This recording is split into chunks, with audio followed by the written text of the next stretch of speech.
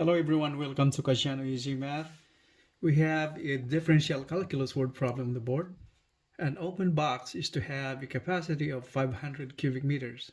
If the joints of the edges are to be lined with aluminum strips, find the dimensions of the box. That will require the least amount of linings. So this is a real-life application of the principles of differential calculus in solving word problems, real-life problems. And now before we start, for those new to my channel, I would appreciate it if you can hit the like button and subscribe for more videos. Hit that bell so you get notified whenever I upload new videos. Thank you very much, and now let's start solving.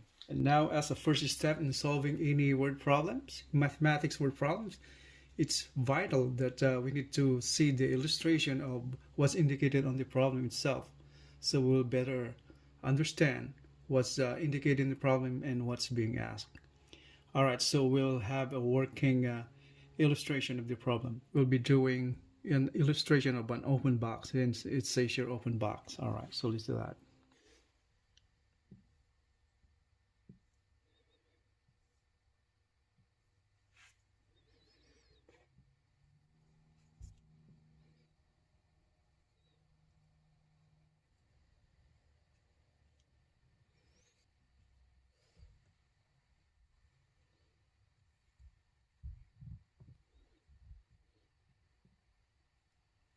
Alright, that should be good enough. This is the height. Let's put it 8. And this is the length. We put it L. And here we indicate the width. Let's put it W. Let's put it here. Capacity is 500, or the volume V is equals 500 cubic meters.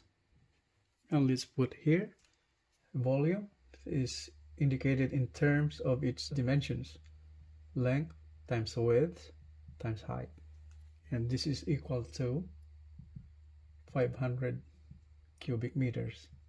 And so what's being asked here is the least amount of linings. So that means on the edges of the box we had to line it. So these are the edges.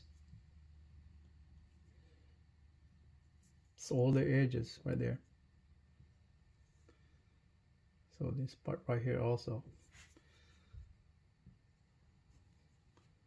All that line should be done outside.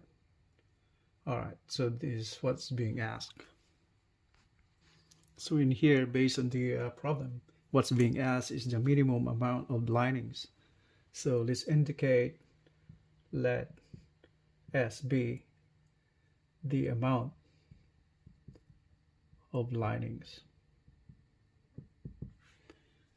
Okay, so based on our illustration, S can be computed based on the dimensions. So this is 4 times height, this 4 edges, 4/8, plus the length twice, so 2L, plus the width, so twice the width, 2W.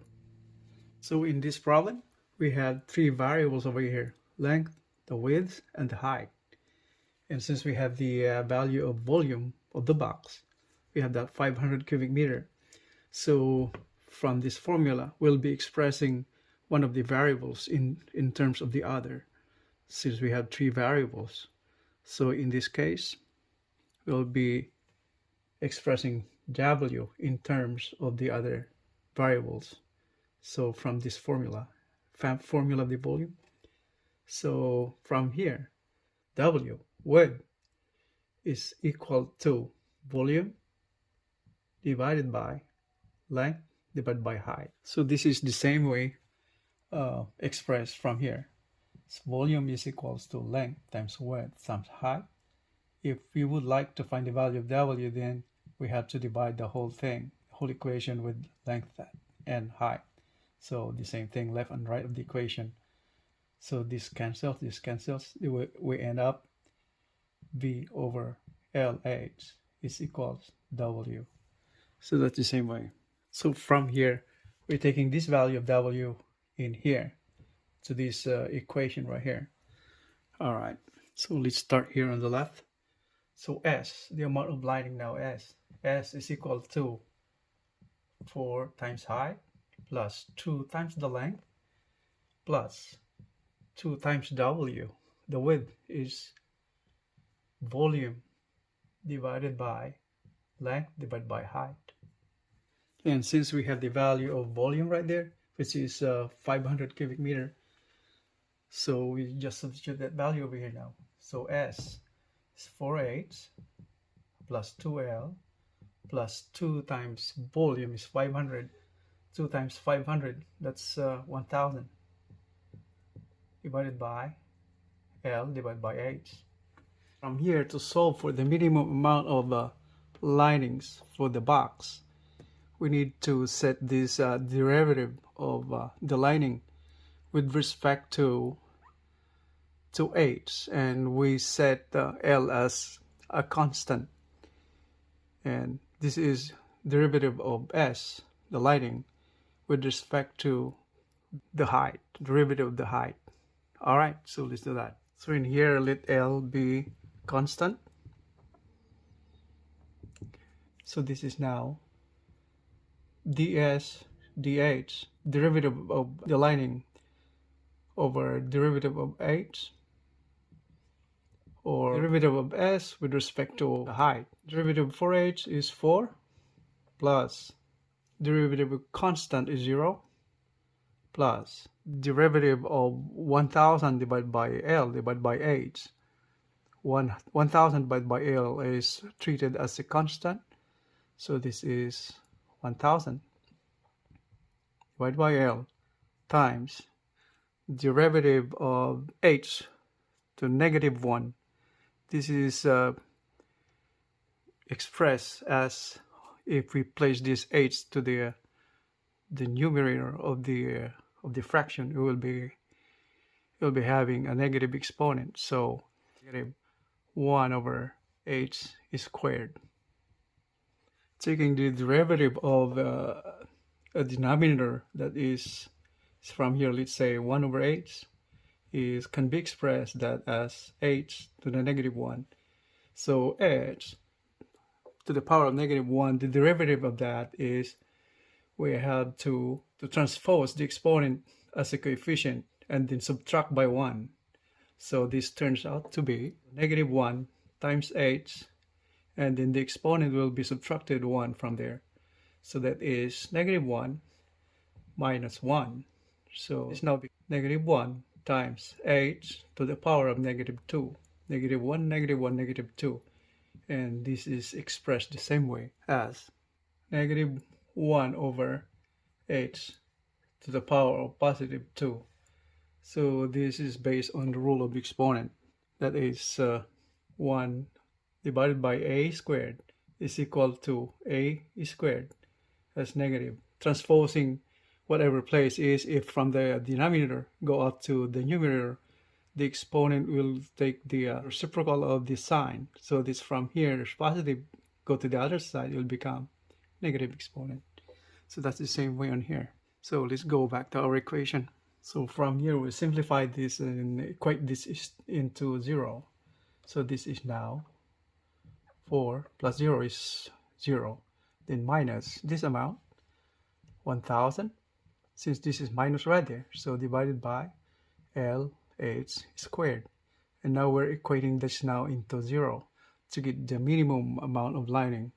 So set the derivative of the lining with respect to h, the height of the box, to 0. So from here, we're solving for the value of L and H. The equation now becomes 4 is equal to 1000 divided by LH squared. Here is written the same way as LH squared is equal to 1000 divided by 4. And so let's do it over here. LH squared is equals 250. And now we call this equation 1. The next step will be setting the derivative of S, the lining, with respect to L, and we're setting the value of H, or the variable H, as constant, and we get the derivative of the lining with respect to L, and then equate the derivative to 0 to get the minimum amount of lining. All right, so let's do that. So from this formula, we're taking the derivative. So ds dl, that means derivative of the lining with respect to the length, equals, and now in this case we're setting h as constant, the height as constant. So from here, 4 times constant is 0, so, and the derivative of 2l is simply 2, then plus. Now in here, the third term, the right side of the equation, constant is now considered here as 1000 divided by h. And the derivative of a negative, I should say, L on the denominator is simply the same thing as the derivative of its earlier. So that is now negative 1 over L squared. So the same step as what we have earlier in the process of taking the derivative of 1 over h. All right, so let's go back to our equation. So this equation now becomes 0 equals 2, and then since it's minus, so this is minus 1000 divided by h L squared. Simplify this equation further. This is now becomes 2 equals 1000 divided by h L squared. And simplify this further. So cross multiply, we have now h L squared equals 1000 divided by 2, or 1000 divided by 2 is equal to 500. So HL now, HL is squared, I should say, is equals 500. So we call this equation 2. So we have now two equations, equation 1 and 2, where we have the length and the height in both equations. So from here, all we have to do is divide 2 from 1. So from here, or either way, take the value of h and then substitute this value of h to equation 1, either way. But since I chose just divide the whole thing, divide this equation 1 with equation 2. Equation 1, L times h squared, that is equal to 250.